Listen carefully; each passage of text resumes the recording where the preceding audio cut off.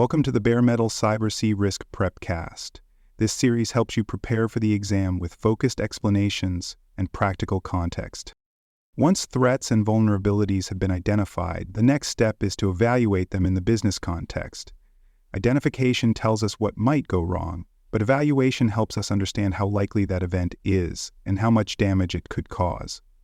This step is what allows CRISC professionals to prioritize risks, shape response plans, and develop meaningful scenarios that align with business needs. Raw technical exposure becomes useful only when it is translated into structured insight that links security to strategy.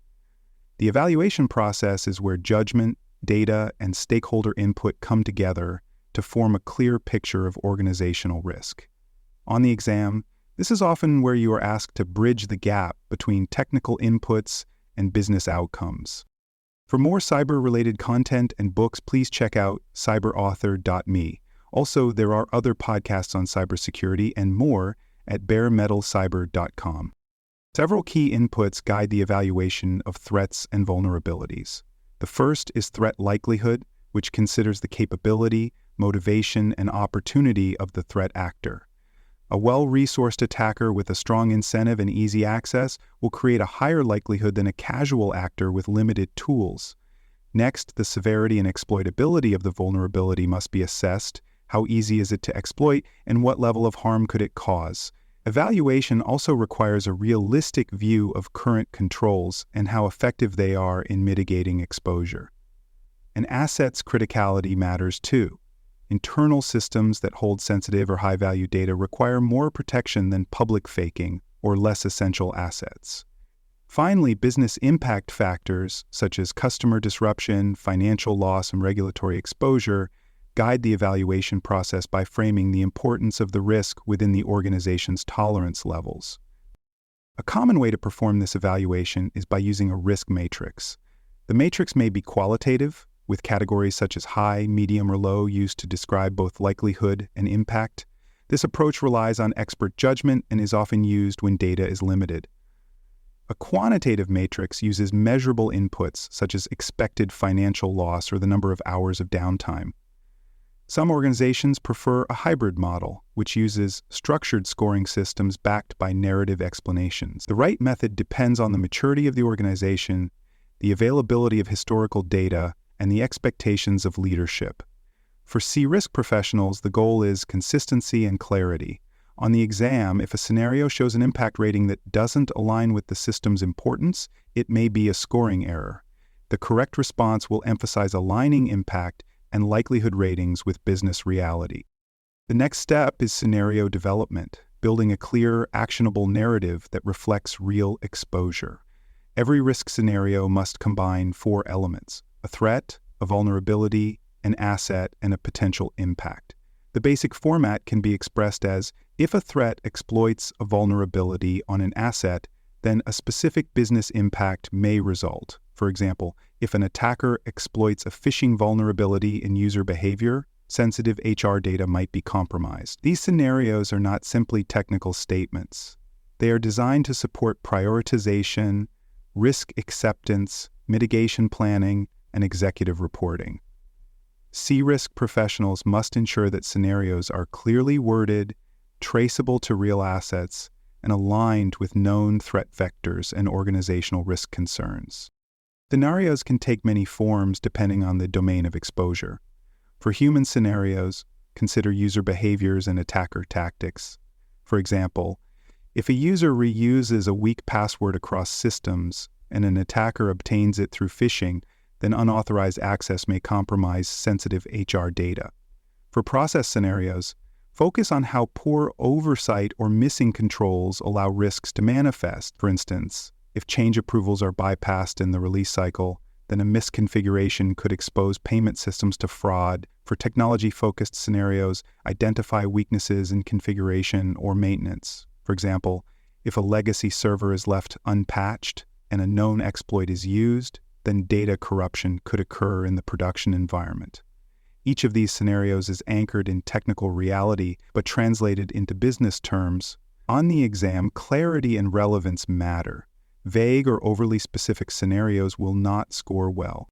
Not all scenarios carry the same weight, and prioritization is necessary to allocate attention and resources.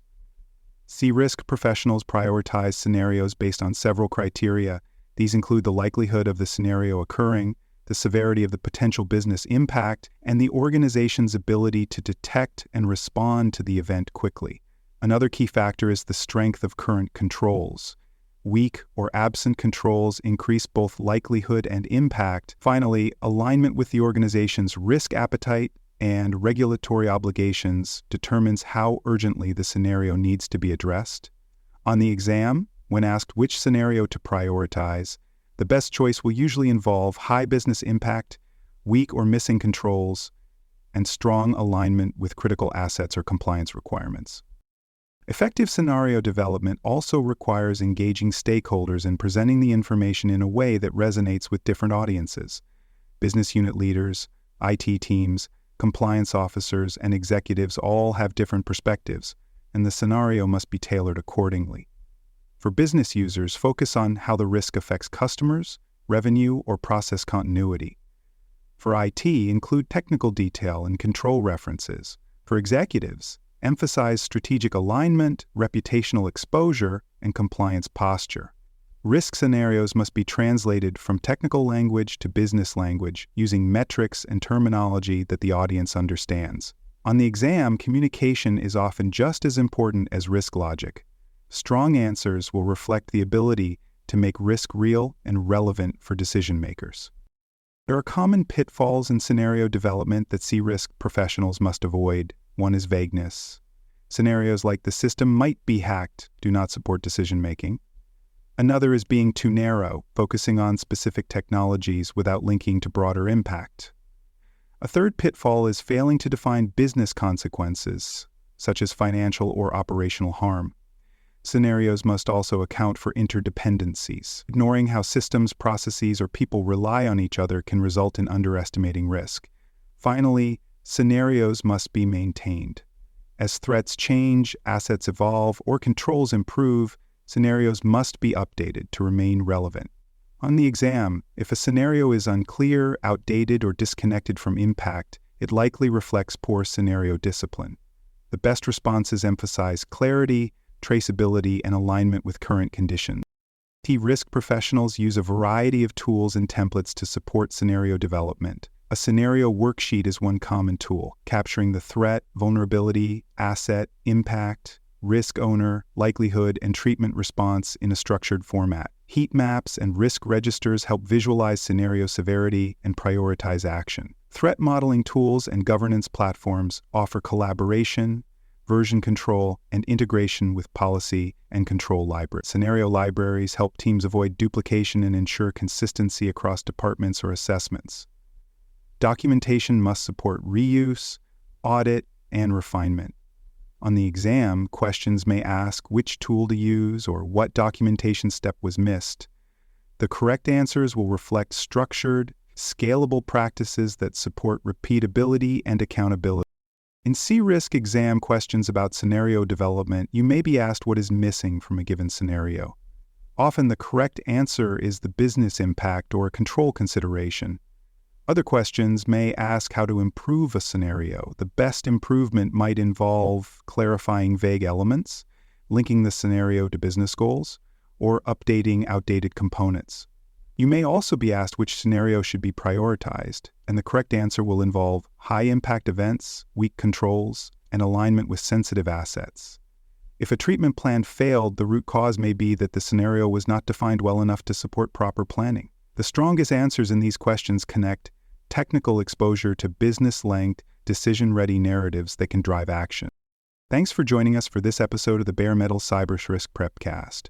For more episodes, tools, and study support, visit us at baremetalcyber.com.